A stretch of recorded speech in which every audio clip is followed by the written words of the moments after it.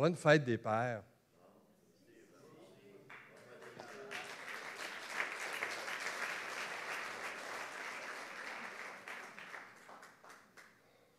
Ce matin, j'étais avec vous. Puis je me suis fait baptiser, moi, en 1984. Ça fait 41 ans, c'est ça? 18 novembre.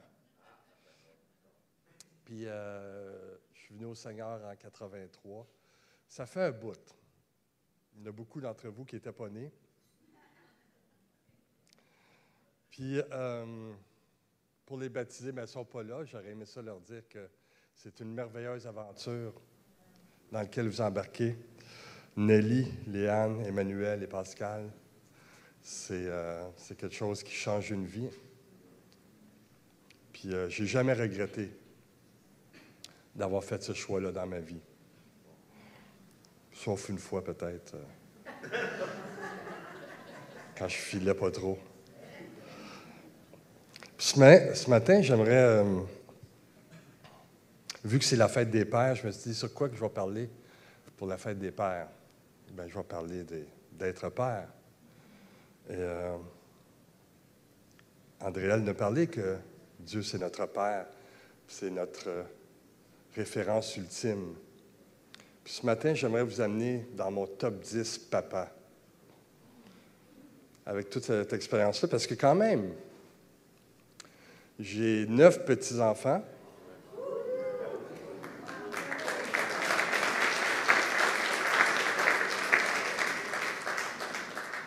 Et si vous voulez compter, il y en a 8 sa photo. Le 9e, il vient d'arriver. C'est vraiment pour moi une joie. Je suis tellement fier de mes enfants, de toute la gang. C'est vraiment cool. Puis nous autres, les Racicots, tu sais, Nathalie et moi, on a eu 4 enfants. Puis ça, c'est notre gang au mariage de Cédric. Puis il y a beaucoup de gens qui regardaient cette photo-là, puis ils disaient « Coudon les Racicots, vous êtes donc bien une belle famille. » Puis moi, je les écoutais, puis il me semble que j'avais le goût de leur dire « Soit je vous laisse dans votre idéal, ou que je vous montre vraiment ce qu'on a l'air. »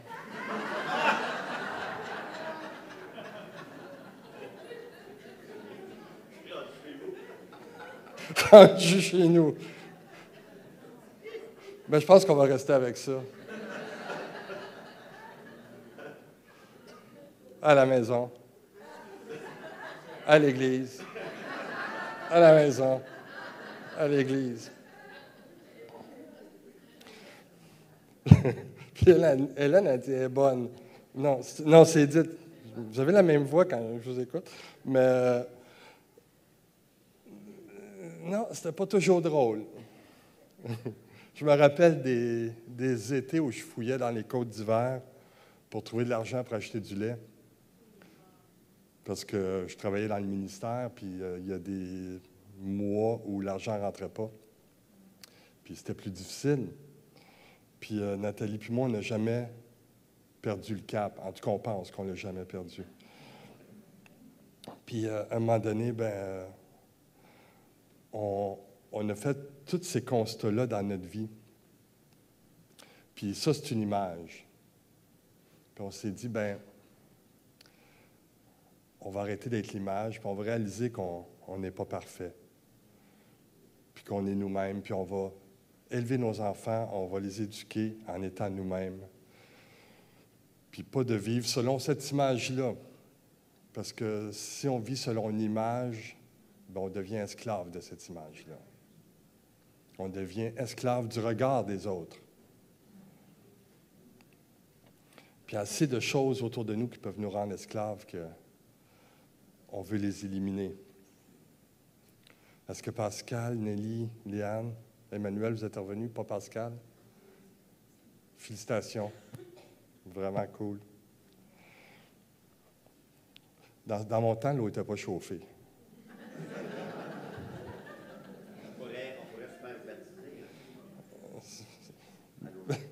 ma petite fille, Jade, était là. Elle dit, je veux me faire baptiser moi aussi, tu sais.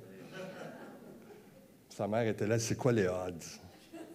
J'ai dit, n'importe quand, si tu veux y aller, là, on y va là. Elle est en train de choquer. OK.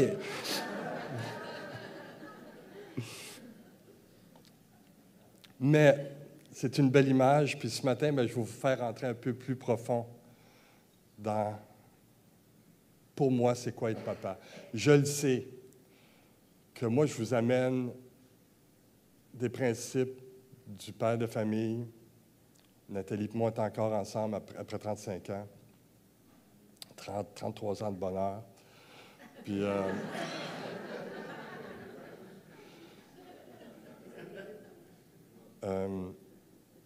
c'est pas la réalité pour tout le monde, puis je la comprends très bien. Il y a des gens qui ont perdu des conjoints, qui ont vécu des trahisons, qui ont vécu des drames dans leur vie, qui fait qu'aujourd'hui, ce que je vais dire, beaucoup de personnes pourraient dire « Ouais, on sait bien » ou « Ouais, mais moi, je ne vis pas ça, tu sais. » Puis je le comprends. Je ne peux pas aller selon toutes les exceptions qui deviennent souvent nombreuses. Mais je vous amène mon top 10 à moi, papa. S'il y a quelque chose qui vous rejoint, tant mieux. Si ça ne vous rejoint pas pantoute, il y a d'autres églises, hein?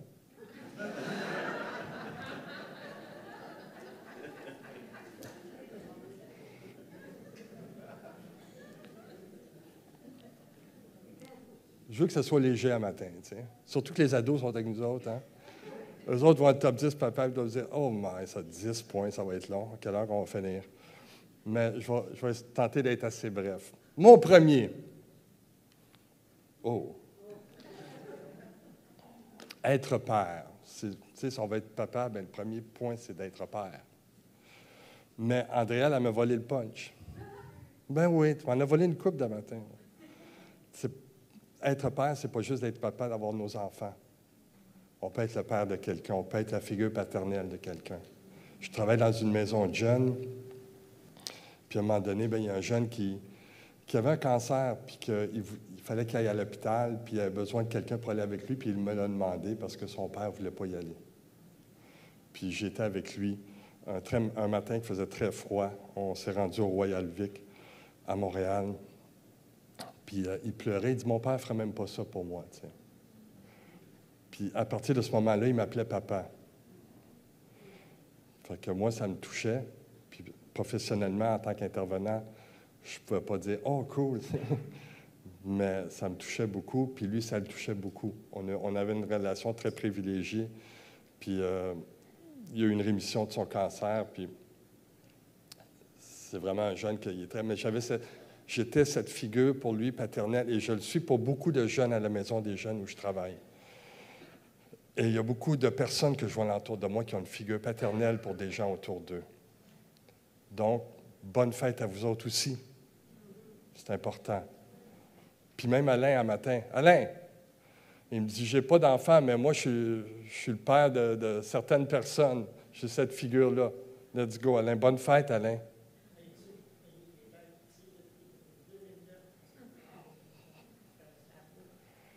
Donc, être responsable de quelqu'un, c'est un peu d'être son père.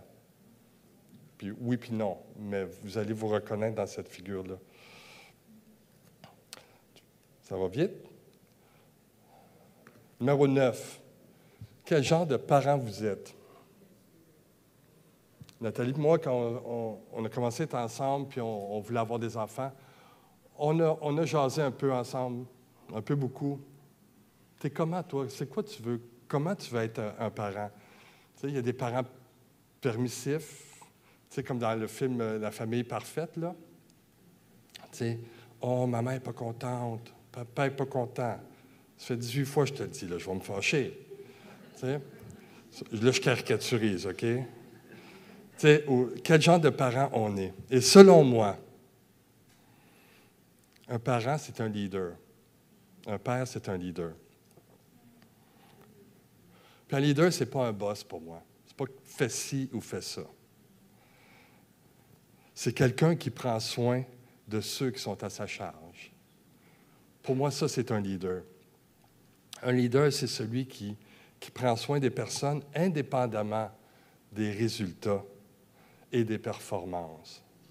Mon rôle en tant que père, ce n'est pas d'amener mes enfants à performer mieux ou à ce qu'on appelle en anglais un outcome. Mon rôle, c'est de prendre soin d'eux autres. Et je veux être là quand ils ont besoin de moi. Et je veux créer aussi un environnement propice à cet apprentissage-là. Et si je vais à la parabole du Fils prodigue, le Père avait créé cet environnement propice-là pour ses enfants. Puis lorsqu'il est arrivé quelque chose, que l'enfant est parti, il se rappelait de cet environnement propice-là, où il y avait la joie, où il était heureux, où il était avec son père et sa famille. Et il est revenu. Donc, mon rôle en tant que père, c'est de créer cet environnement-là et de comprendre quel genre d'environnement que je veux créer pour ma famille. Quel genre de parent que je veux être. Ça va bien à date? C'est pas trop long. Ça va, les ados? Ça va, les ados?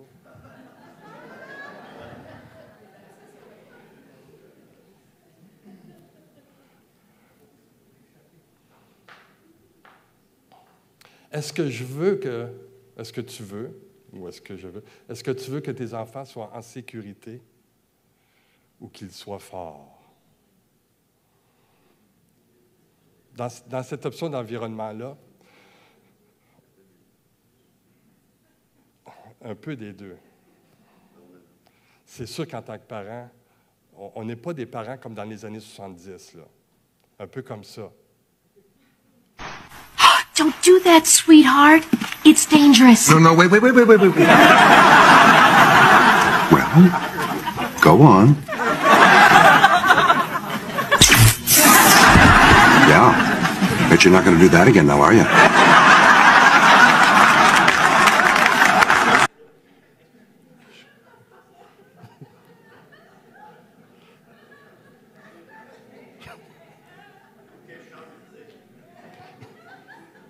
Je ne parle pas de ça, OK? Oui. Non, je ne parle pas de les laisser faire n'importe quoi ou vas-y avec n'importe qui ou fume n'importe quoi ou consomme. C'est pas ça. Quand je parle des enfants qui soient dans un contexte où on ne les prive pas de certaines influences qui sont à l'extérieur. Et en tant que chrétien, souvent, on peut être bon dans ça. C'est le monde, c'est méchant. On va les protéger de ce monde-là. Des fois, on peut avoir cette tendance naturelle-là, qui est complètement légitime. Mais ce que j'ai fait avec mes enfants, ce que je crois, c'est de leur faire comprendre qu'est-ce qui se passe de l'autre bord, à l'extérieur, et de leur permettre d'expérimenter, de vivre, d'avoir cette liberté-là, de vivre certaines choses, et à travers ça, d'enseigner, d'accompagner et de vivre. Si je les enferme trop, je crée un climat très sécuritaire, mais je ne serai pas toujours là. Je ne serai pas toujours disponible. Ils vont être confrontés à des épreuves. Et ce qui est important pour moi, c'est, ce que j'ai écrit ici, c'est n'en faites pas trop pour vos enfants. C'est très important. Si vous en faites trop, vous allez voler leur estime. Quand ils sont face à un problème, n'arrange pas tout pour eux. Ne dis rien. Des fois, ferme ta gueule. Prends du recul. Et les enfants deviennent compétents quand ils réussissent à résoudre leurs problèmes. Donc, mon rôle en tant que père, c'est de les aider à être responsables en n'étant pas tout le temps le sauveur qui va les délivrer de tous leurs problèmes. Ils ont à apprendre à vivre des résolutions de problèmes et ils ont à apprendre à vivre des échecs aussi, confrontés par les échecs. C'est quelque chose qu'on a peur.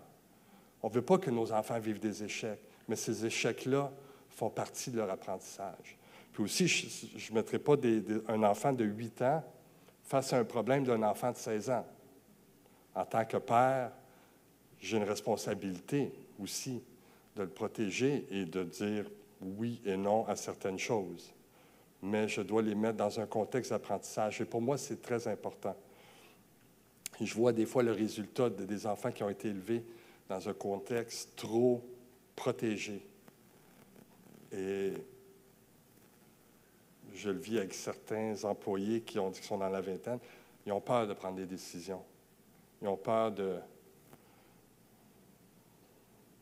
prendre les devants dans certaines situations. Ça, c'est une des choses qui est importante dans ma vie. Mais c'est sûr que le père, comme on vient de voir, c'est pas pour moi, ça. Je l'ai vécu en tant qu'enfant.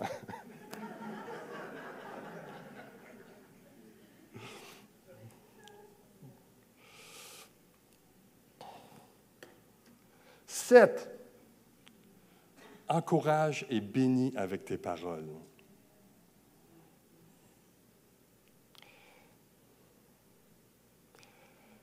Je me rappelle une amie, dans une réunion de direction chrétienne, la femme d'un collègue, puis nous autres, on commençait à avoir des enfants. Puis elle m'a dit, en anglais, Bernard, Nathalie, if I have something to tell you, si j'ai quelque chose à vous dire pour vos enfants, praise them. Encourage-les, félicite-les. Tu sais, et sois là avec eux, encourage-les et amène-les quelque part par la bénédiction de tes paroles.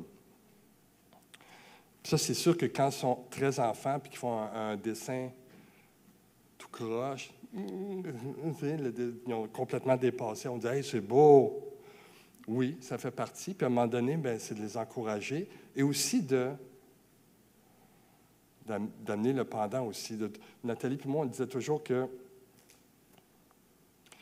si on amène un reproche, quelque chose qu'on n'est pas d'accord, mais il faut amener aussi quelque chose qui les encourage. On a-tu toujours fait ça, Élise?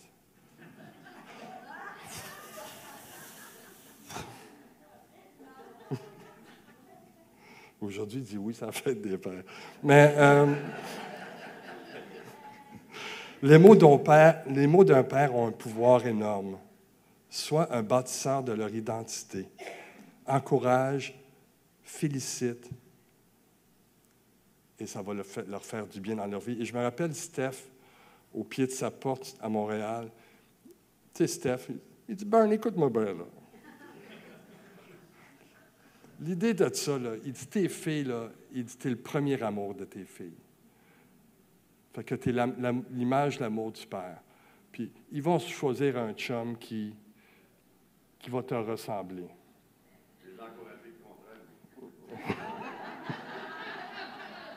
Je l'ai dit tantôt, il y a des exceptions, Michel.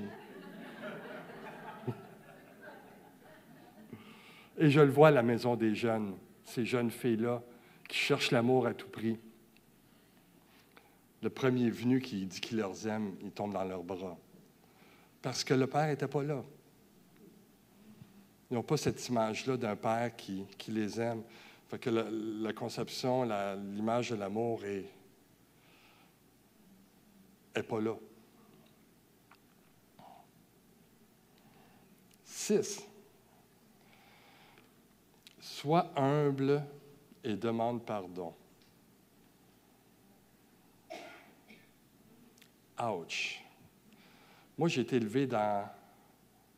Tu connais ça? Ça, c'est une émission pour les plus jeunes, là, puis même les moins jeunes. Ça, c'est une émission ça s'appelait « Papa a raison ». Il y avait un problème dans l'émission, puis le père, lui, il arrivait, là, il réglait tout. Il avait toujours raison.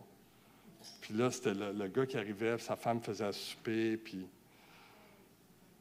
C'était tellement le bon temps. Non, non.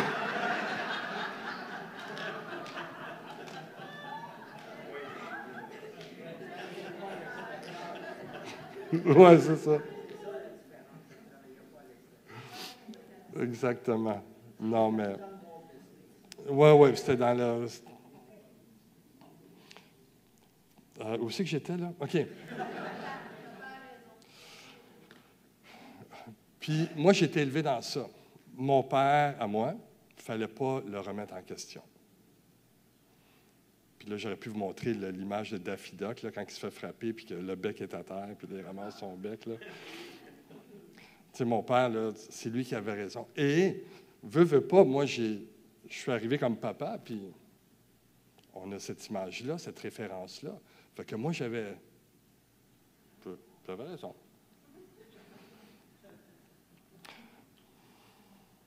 Et j'étais chrétien, donc tout le pardon, la relation dans le couple, c'est quelque chose qui fait partie de ma vie.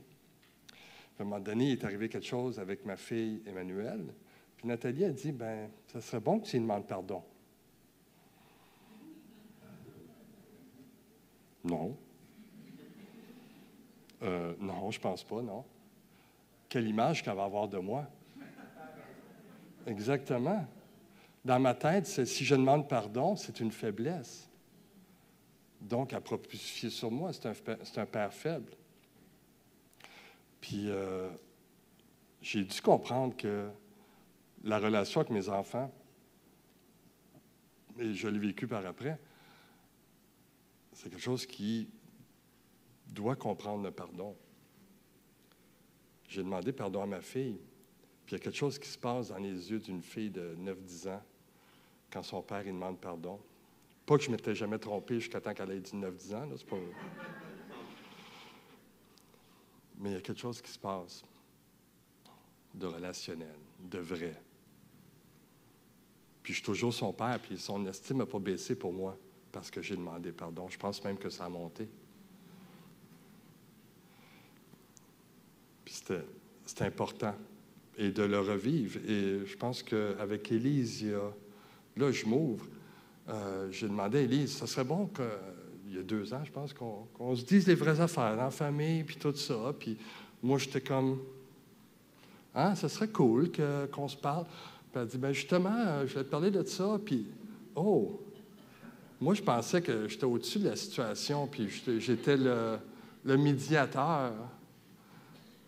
Puis Élise, elle me dit, des fois, tu fais partie du problème aussi.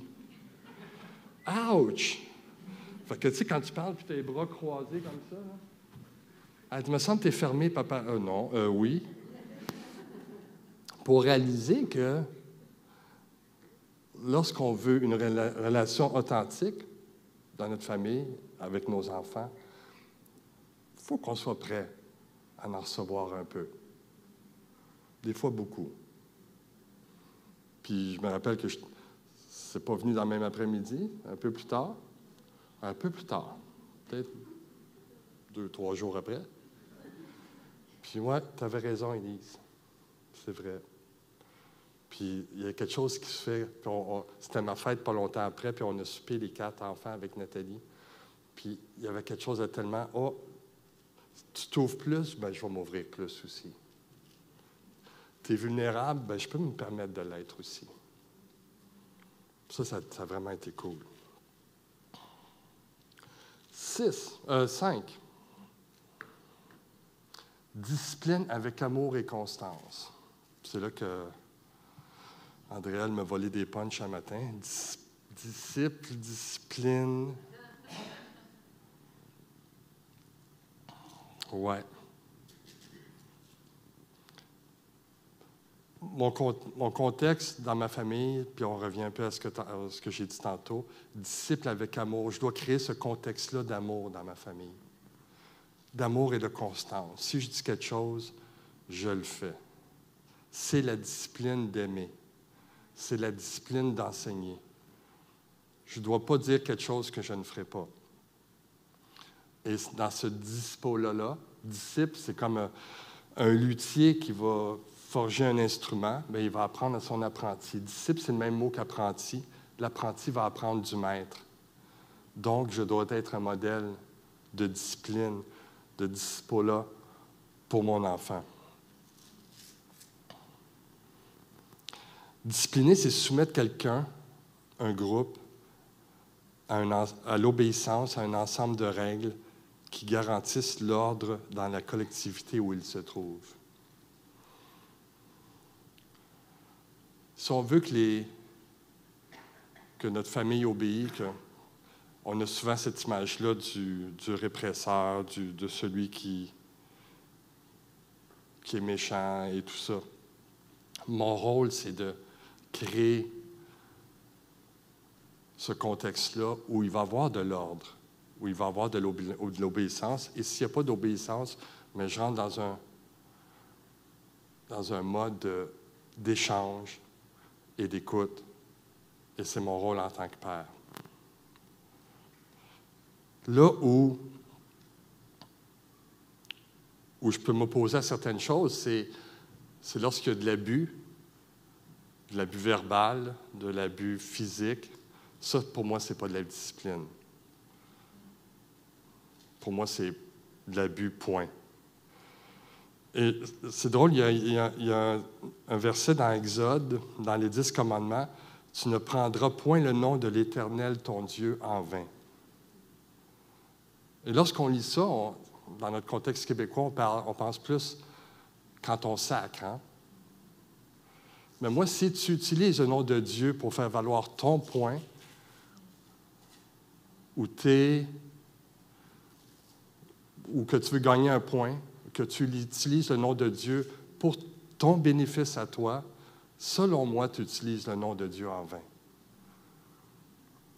Et pour moi, ça me parle très fort de ne pas utiliser la parole de Dieu pour mes propres motifs contre mes enfants, mais pour les amener à plus aimer et à servir Dieu et non à avoir mes propres bénéfices.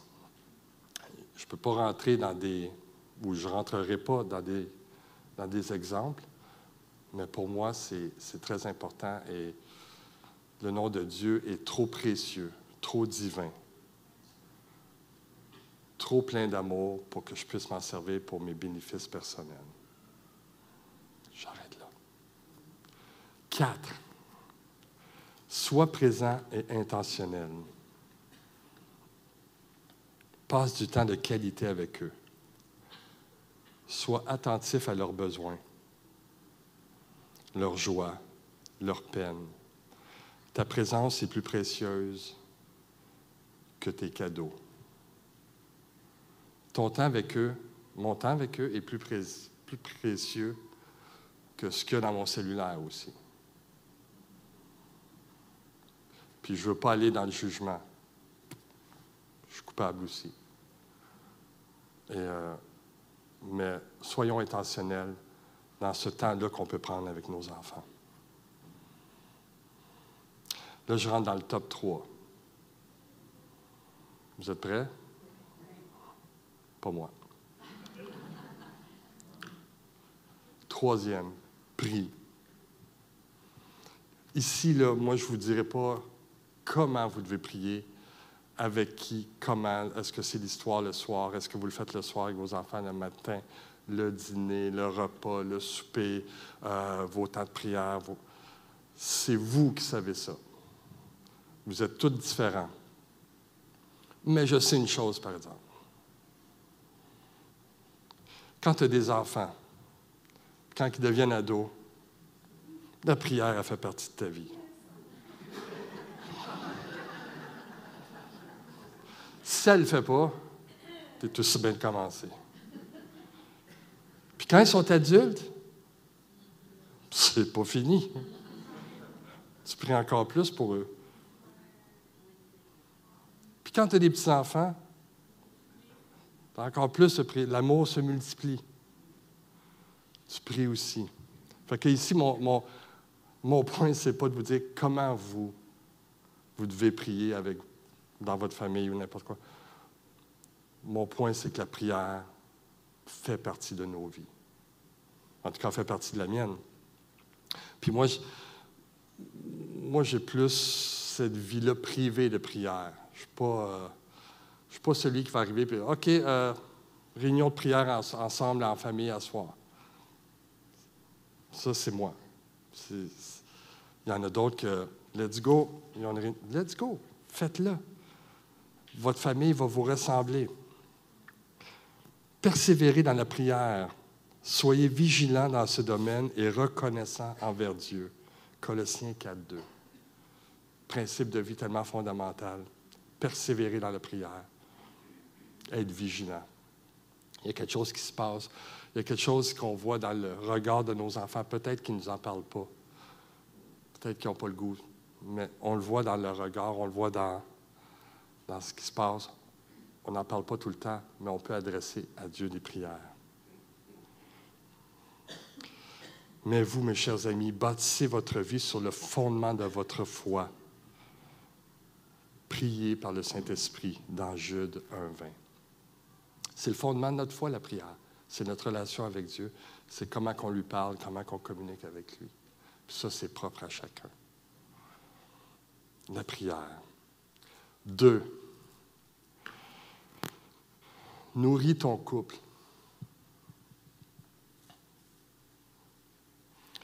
Il y a tellement de choses que je pourrais dire là-dessus. Le couple, c'est le cœur de la famille. Quand le couple ne va pas bien, le reste suit. Il y a plein de choses que je vais vous dire. Puis on veut que ce soit léger ce soir. Fait que ce matin, il est là. Fait que je vais amener des principes. Un principe de mariage qui va bien, selon Don McMillan. OK? Vous êtes prêts? Fait que dans la communication avec Nat, il y a des problèmes des fois, puis il y a des résultantes qu'on doit obtenir en tant que couple. Vous êtes prêts? Ça vous dit quelque chose, ça? Bon, OK. Mettons, il y a un problème dans le couple. Burn a tort. OK, c'est assez simple. Nat a raison. Ben, résultat, Nat a raison.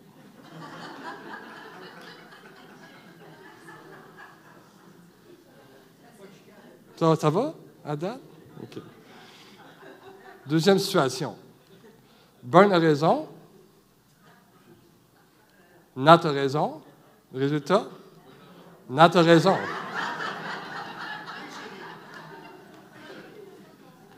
Complètement.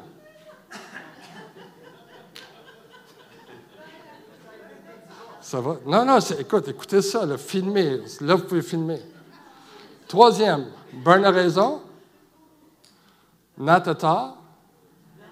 Nat a raison.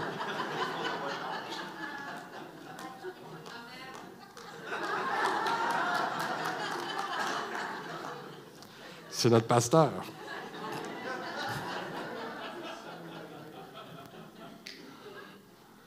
Dernier, Burn a tort. Nat a tort. Burn a tort.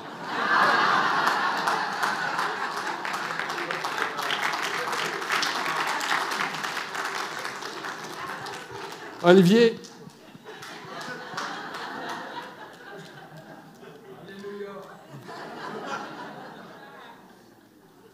All right.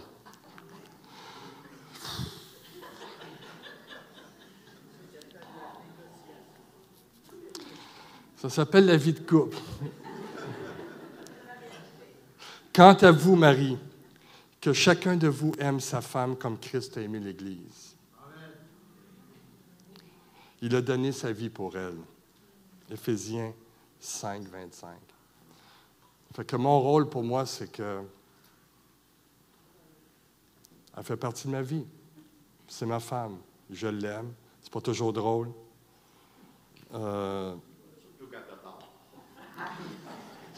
Oui. Il y a des bouts que tu te mets les deux mains dans la face, tu te dis, qu'est-ce que je fais? Ou, ça ne va pas toujours bien. Tu sais, je fais la joke comme tantôt, là, 35 ans de mariage, 33 ans de bonheur. C'est sûr que sur 35 ans, il y a des journées que tu dis, il y a des semaines des fois. Mais j'aime penser que ce long terme-là, un couple passe à travers ses problèmes.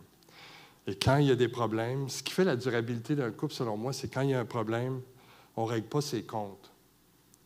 On règle le problème. Yeah, right. Facile à dire, mais ça demeure que c'est ça.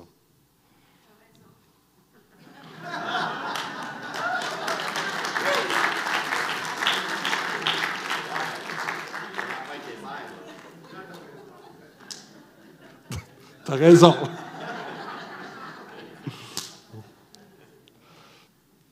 Il y a un genre de meme que j'ai vu sur Instagram dernièrement. Ça me fait rire, puis en même temps, je me dis, c'est tellement vrai. Le gars, il dit, je ne sais pas qui, là, il dit, une femme, là, quand tu lui donnes quelque chose, elle multiplie. Tu lui donnes de l'amour, tu fais l'amour, tu as des enfants au bout, c'est multiplié. Tu n'y as pas de la bouffe, elle multiplie ça, elle fait des bons repas. En tout cas, ma femme a fait des bons repas. Je parle de ma vie.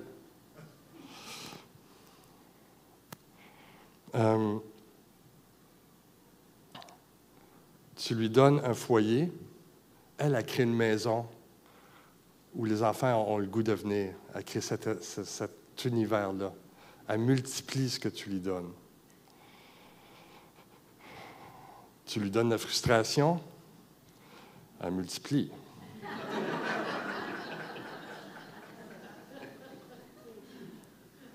Fait que les gars, je vous le dis, si vous n'aimez pas ce que vous recevez, changez ce que vous donnez.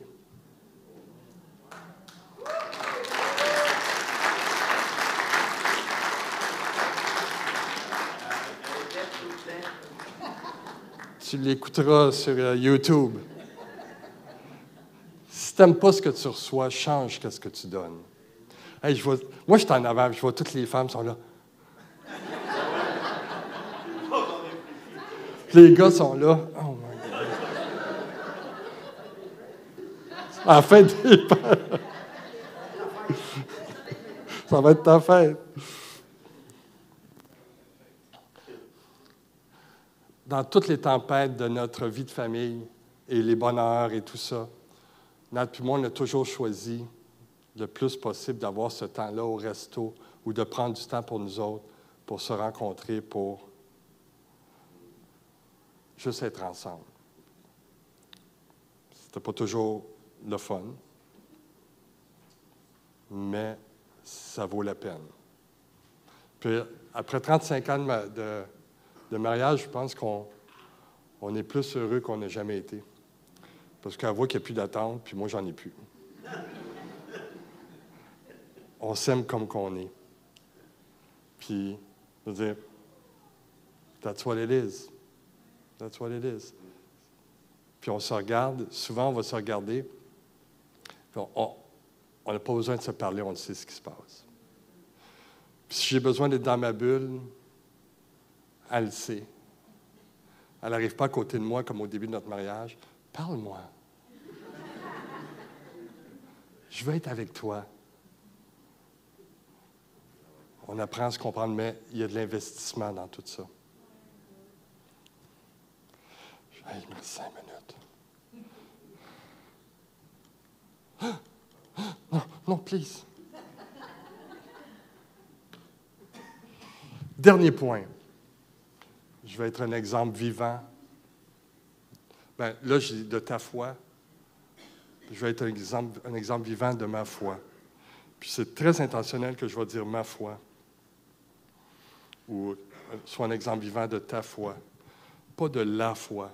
Parce que je n'ai pas la prétention que de la manière que je vis ma foi, que c'est la manière. J'ai tout compris. Je veux vivre ma foi du meilleur que je peux. Et je veux être un témoignage de cela pour mes enfants.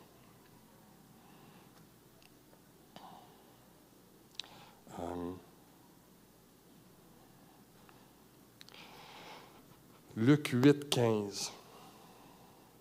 Ce qui est tombé dans la bonne terre, ce sont ceux qui ont entendu la parole et avec un cœur honnête et bon, la retiennent et portent du fruit avec persévérance. Le mot persévérance, c'est épimonie. Épimonie, c'est demeurer, rester, supporter, être constant. et continuer sans abandonner. Puis si je me dis, si je veux faire ça, je dois être patient envers moi-même. Pascal, tu disais que tu n'es pas parfait? Join the club. Tu sais? Être patient envers soi-même. On ne réussit pas tout le temps, on n'est pas des pères parfaits. On fait de notre mieux. On a reçu de notre papa aussi. Lui aussi a fait de son mieux, mais il n'est pas parfait. Puis au fil des générations, des fois, ça peut aller de mal en pire. C'est pour ça que c'est tellement important pour nous d'avoir cette communauté-là, pour nous recadrer, pour dire, même si on a des sons des fois divergents, mais ça nous aide à réfléchir sur qui on est et qui on peut devenir et qui on veut devenir. C'est pour ça que je trouve ça tellement important qu'on ait cette communauté-là pour réfléchir ensemble sur ce qu'est la persévérance en tant que père, en tant que chrétien, en tant qu'être humain. Mais je me dis, si on veut continuer dans le temps, on doit être patient envers soi-même. Et le mot que j'ai dit, épimonie, c'est ce mot-là, persévérer. Lorsque je teach, j'enseigne aux intervenants à la Maison des jeunes par rapport à nos adolescents. Bouchez vos oreilles, les ados, là. Un ado, là, son premier réflexe, c'est les émotions. Cortex frontal. Fait que ça part en montagne russe.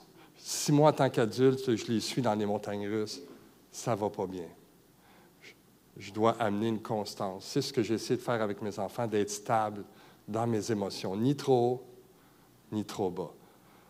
Ta vie est en train de « Je capote! Ça va assez mal!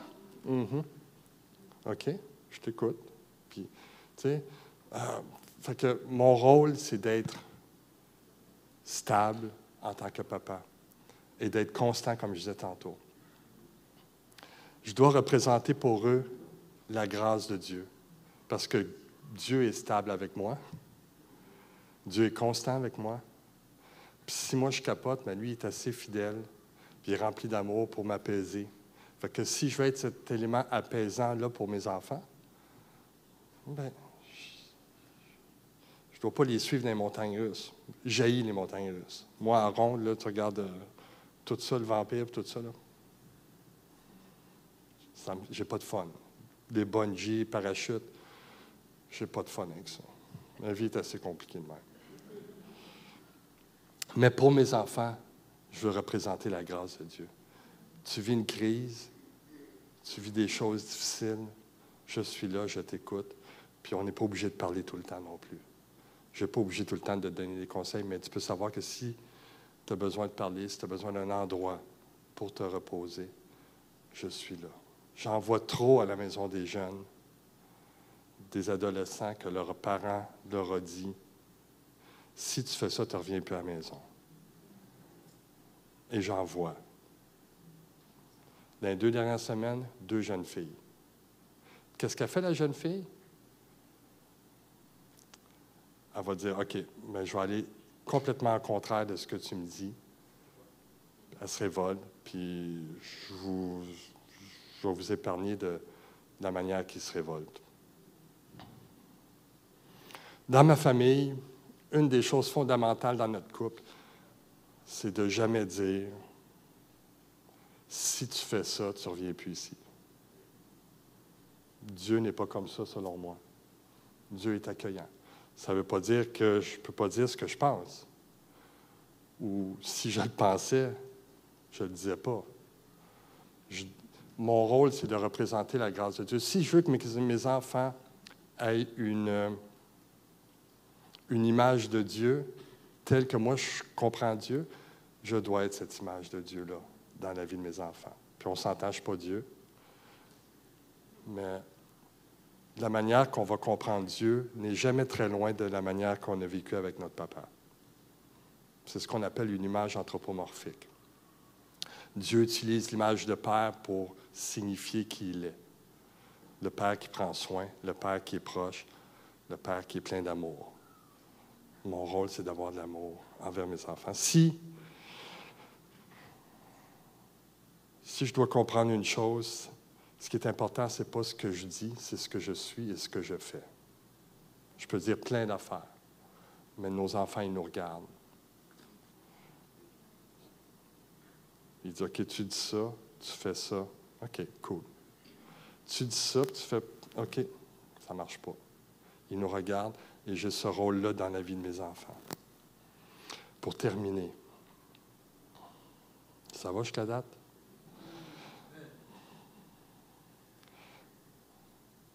J'étais avec un ami musicien qui a déjà perdu son petit garçon d'une maladie. Son petit garçon avait 4 ans. Puis on parlait de nos familles. Puis moi, je parlais de ma tellement belle famille, sa photo, là. Mes petits-enfants. Puis quand je parle de ça, je me dis, est-ce que je suis chanceux? Ouais. Est-ce que je suis juste chanceux? Tout le monde dit, t'es chanceux, t'as une belle famille. J'ai le goût de leur dire, hey, c'est du travail. Est-ce que c'est juste du travail? Non. Parce qu'il y en a qui travaillent plus fort encore, et que ça ne va pas bien. Je suis béni. Puis lui, il est à côté sur sa base. Il dit, Bernard, j'ai entendu il n'y a pas longtemps qu'il y a un pasteur qui a dit, être béni, c'est récolter le fruit de son travail. Fait que je vous encourage, vous les pères, les futurs grands-pères, les futurs papas,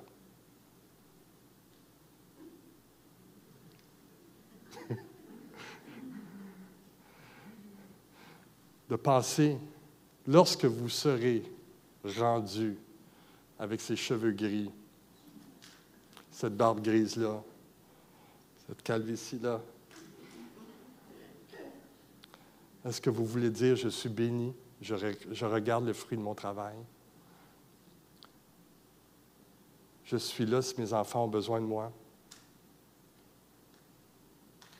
Je suis une personne qu'on peut se fier, parce que pour moi, c'est ça être père. On peut se fier à cette personne-là. Est-ce que je vais être ça pour mes enfants? Vous ne l'êtes pas en ce moment, pas que vous n'êtes pas fiable, mais vous n'êtes pas rendu là.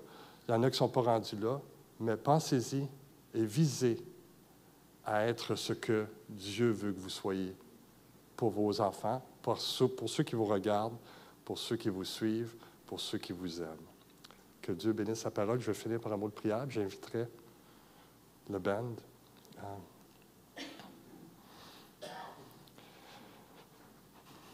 Merci Seigneur parce que tu es notre Père, parce que tu es celui qui aime, tu es celui qui nous bénit par tellement de paroles, tellement de présence, que tu puisses nous encourager dans cette journée de fête des Pères à tourner les regards vers toi. Merci pour qui tu es. Merci pour tes bénédictions. Et notre louange te revient, Seigneur. Gloire à toi.